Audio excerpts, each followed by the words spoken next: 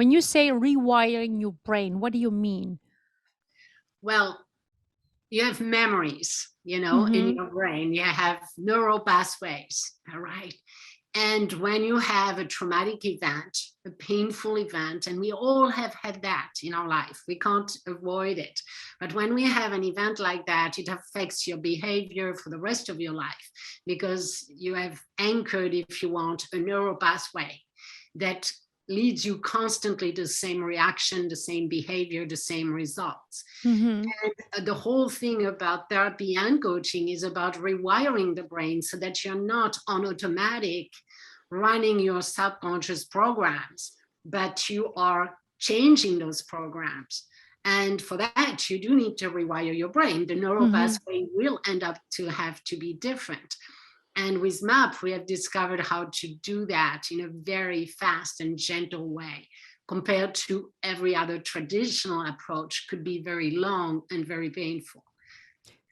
Does this mean you can actually change the pattern, what is actually in your subconscious, what you keep doing for years and years? Because, our subconscious mind is like kind of is settling when we are a baby, a toddler, a child. And then I think I'm not fully sure about it, but until 6 years old. And then, we run with this program our whole life. It is in our subconscious that we can't maybe reach anymore, but we just keep doing it. And with MAP, we can actually go back and rewire that pattern into maybe create even a new pattern. Yes, absolutely. So, Okay. yes, so that's where MAP is because there is first the rewiring, like the neutralization of the memory structure, if you want, Okay. and Mm-hmm. then the building of a new memory structure, a new identity. Mm. And that's where the full potential comes in because you can't stay the same person and define yourself the same way and have different results. So you might dissolve and neutralize traumas and events and memories that was building a former identity, if you want, Mm. of someone, for example, who doesn't feel confident. I'm not good enough.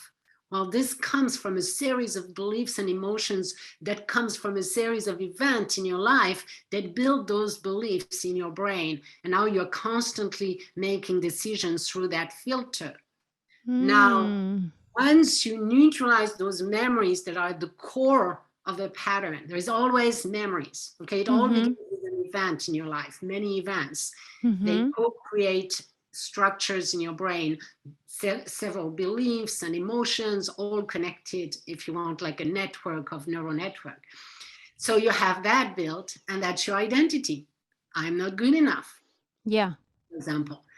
And then, so when you dissolve and neutralize the pillars that built that identity, neutralize the events that were creating those beliefs, then suddenly the beliefs are weaker and even changed and neutralized. So now you have perhaps no sabotaging beliefs that support that belief. But it doesn't mean that now you're super confident. Mm-hmm. Mm-hmm. You have reached ground zero. It's Yeah. okay. You're not sabotaging yourself very much. You don't think of yourself as not being good enough, but it doesn't make you a peak performer or someone who Yes. is really successful and feel good and abundant. So when you say neutralizing it, it's like you come to a level that you don't have any judgment on it. You are like not like I should do it, I shouldn't do it. Why am I doing? You're just like it is what it is. Is this correct? What I'm saying? It goes deeper than that. It's like Mm-hmm. usually it's an emotion that is attached. In Mm-hmm. every event, you have the base information in your brain, like for example, a car accident. Mm-hmm. You see the lights of the car, you remember braking, you remember the sound. These are basic data, if you want. And then Mm-hmm. there is another part of the brain that records the emotions.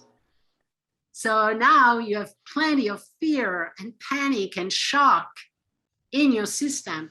Now, when you neutralize those, that means Yes. that those neural pathways are not going to the area of the brain where the pain, the emotional pain is. You still have the memory of the car accident, Mm-hmm. but you can remember it without being afraid anymore, and you can be at peace with it. It's like you say, it's just a fact. Mhm. And then once it's a fact, it doesn't affect your driving anymore. Some people Mhm. don't go and drive on a highway anymore because of the car accident. There are no emotions attached to it, but it's just a fact. This happened, but there are no Yeah. emotions Yes. attached to it anymore. Okay.